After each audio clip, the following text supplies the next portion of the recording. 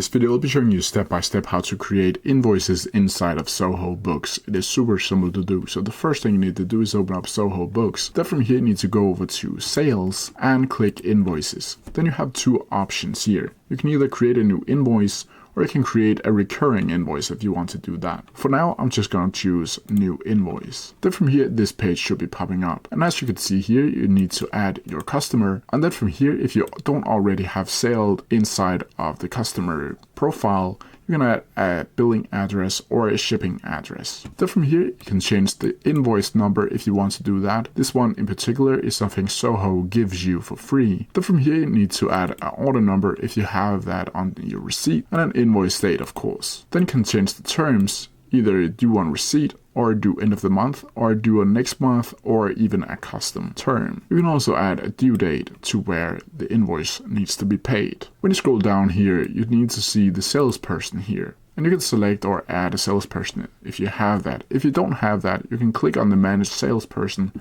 and create a new one. Down here you can see subject. Here you can let your customer know what the invoice is actually for. Then from here you can go down to the item table where you can see all of the services or products that you have sold to this company. Then you can add a quantity number and you can add the rate and of course add a tax. Then over here of course you can see how much it's going to be in total of that specific row, and you can also add a new row or add item in bulk. Then from here you can see the subtotal will be this, and you can also apply the separate charges over here and see the adjustments and the total of the invoice. Then you can also add a customer note here if you want to do that, and down here you can add your terms of condition for this specific invoice. You can also attach a file to the invoice. You just need to make sure that it's maximum of 10 files, and each of these files needs to be at under 10 megabytes. Then from here you can go down to want to get paid faster, where you can either integrate Zoho Books with your bank account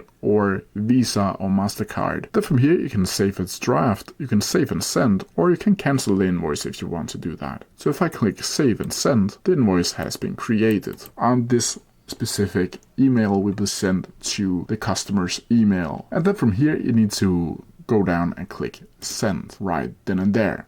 And that's how you do it. If you have any questions about it, please leave them down in the comments section below and I'll try my best to answer them as quickly as possible. See ya!